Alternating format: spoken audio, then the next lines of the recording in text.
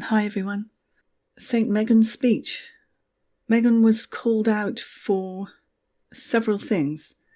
One was why didn't she give the camera her usual eye contact? She was looking all over the place. My answer, because she was reading notes.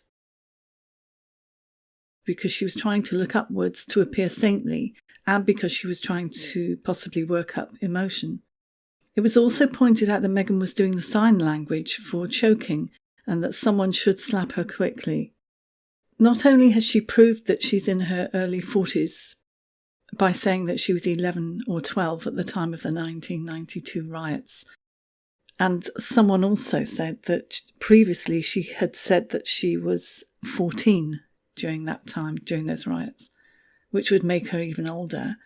Samantha Markle, Meghan's half-sister, spoke out some time ago on her Twitter account that Meghan never saw the LA riots in 1992. She was actually somewhere else completely. She's been called out for the clasping of the hands and looking upwards, which is reminiscent of old paintings of saints.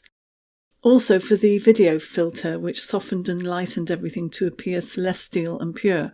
Some were saying that she just put cling film over the lens.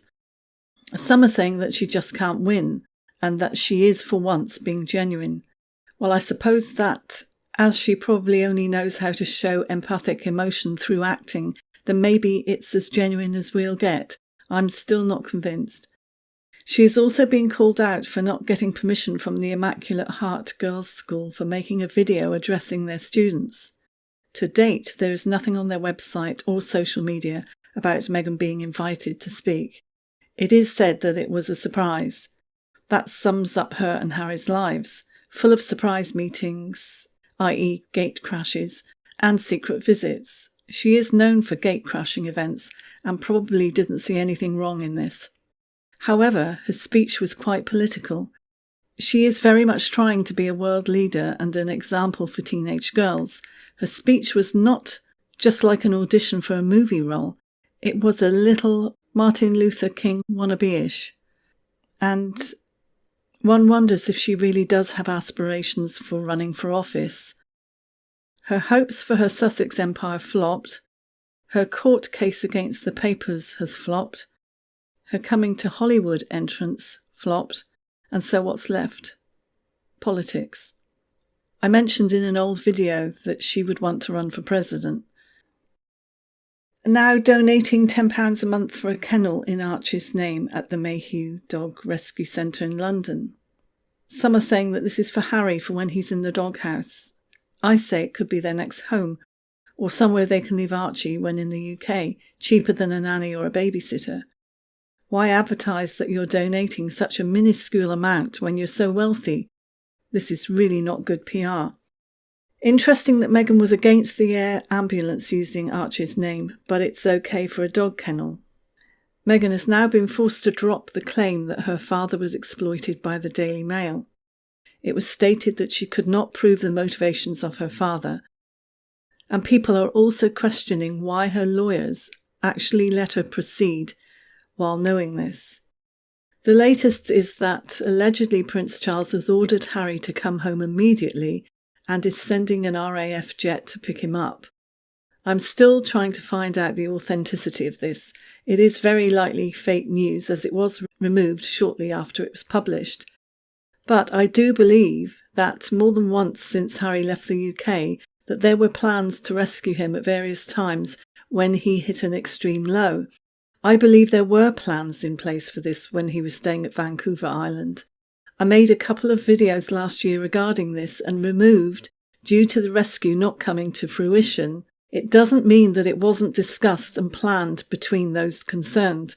The fact that this alleged news was put out there and removed right after could be a case of no smoke without fire, and there might be an element of truth to it. If it doesn't happen this time, it could another time.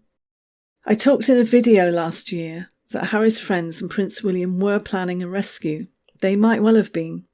Most of us who know what it's like to live with a controlling person know how many attempts it can take to finally leave. Maybe this has some truth in it, and then Harry changes his mind because Meghan starts being nice again, cooks his favourite meal, and Harry forgets why he wanted to leave. Prince Charles encourages the nation by empathising with people being unable to hug their family members. He emphasises how we need nature at the heart of society and the economy, instead of being pushed to the periphery. For all his faults, Prince Charles has it right when he talks about our relationship with nature, the importance of small farms and organic produce. If he really did order Harry home, then maybe at last he's taking control. There is no way the British public wants a king who has no influence over his own family. And now another article talks about how Harry and Meghan are working quietly, lending support to BLM, Black Lives Matter. It says that they are having meetings quietly behind the scenes with people of all levels to educate themselves on all aspects of it. I always feel nervous when Meghan educates herself on something. It's usually that she appears shortly after as an expert with a brand new patronising speech to educate the rest of us. How can she be allowed to carry on like this, influencing young people and telling them to vote? In other words, telling them who not to vote for, with a knowing look and a long silent pause. She is a loose cannon, putting out detrimental gossip about the future Queen of England, ruining Rose Hanbury's life, telling the reigning Queen to drop dead, and the list goes on. The latest is that she's becoming very annoyed with Harry's appearance, the crumpled clothes and scruffy look. Interesting to note that this is the exact thing which made her divorce her ex, Trevor Engelson, the fact that he wore crumpled clothes and turned up late. I'll put the links to the articles concerning this in the description. Here's the quote. Andrew Morton, the author behind the book Meghan, A Hollywood Princess, claimed the Duchess of Sussex was once head over heels in love, but eventually grew irritated by Engelson. He was notorious for arriving late, his clothes rumpled, his hair dishevelled, and often as not with a new stain on his jacket, Morton wrote. Sorry, bro was a constant refrain as he hurtled from meeting to meeting, always just behind the clock. So, it's nothing to do with the effect that she might have on her husbands. I wonder why she has put up with this in Harry for so long. I stated in a recent video that in my opinion, Harry is dressing in a passive-aggressive way. It's almost like a prison uniform for him. It's possible he could be purposely doing this, knowing Meghan divorced Trevor for this and seeing how much she will put up from him. Or maybe even subconsciously trying to drive her away or to test her love for him. Some are saying a second child will be announced soon, with or without Harry's knowledge or consent. Allegedly, she still has Marcus around, and it's also been said that she has eggs on ice in Toronto from years ago. Let's hope not, for the child's sake. Spectator USA tears into Meghan about her graduation high school speech. It says, Americans stopped fighting in the streets on Thursday morning as the balm of Meghan Markle's platitudes washed over us like a healing draught of tear gas. Why send in the troops when you can send in the clowns? It goes on.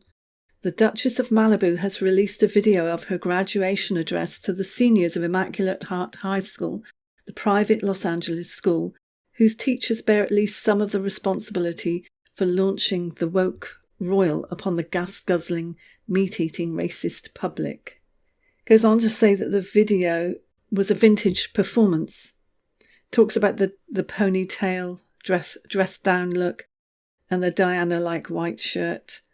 The Diana-like rolling of the spontaneously moistened eyes, the Diana-like repetition of the clichés of the day as if she is thinking of them for the first time, the long pauses where she's overwhelmed, speechless but still profoundly moved by her own compassion, in a sensitivity that could only be Diana-like or Diana-light. It absolutely tears into her. It goes on. In apartheid Britain, the aristocracy called it noblesse oblige, the duties that come with the privilege of rank. Mostly, Meghan feels obliged to aggrandise herself by speaking down to us peasants, as a prince or an archbishop might have mounted the steps of a church and lectured the unlettered turnip-suckers of yore on their ignorance and wickedness. So Meghan and her dim duke claim the right to hector us about our depravity. It goes on to say that Meghan's entitled to her opinion, she's entitled in everything, and even entitled to monetize her son as a proto-celebrity. And also it says she's entitled to commandeer the spotlight at a time when it might more usefully be directed towards the poverty and violence of our cities. And it goes on, until the media opportunity, that is, the George Floyd riots arose, Meghan seemed more concerned with the lives of African elephants than those of African Americans.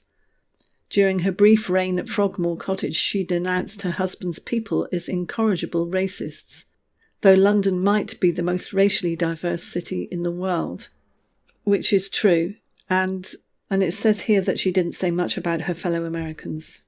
It then lays into her by saying she didn't say anything about race in America when she chose to return to LA, and she didn't say anything about it when she and Harry rented a fortified citadel high in the hills above the gangs and guns. It goes on. She ends with the usual, and I quote, she ends with the usual exhortation to vote if you want to see change. She doesn't say who the students should vote for, but it's obvious what she thinks, and why she emphasises her traumatic memories of rioting and looting, which we've been told by her sister some time back that it just didn't happen, she wasn't there. Decades of gang violence and drug dealing have blighted lives in Los Angeles. As in every other Democratic-run city, Meghan Markle is endorsing the candidate of law and order. Brilliant. So that article was by Dominic Green, and I'll put a link in the description. Let me know what you think, and thanks for watching, and I'll see you in the next one.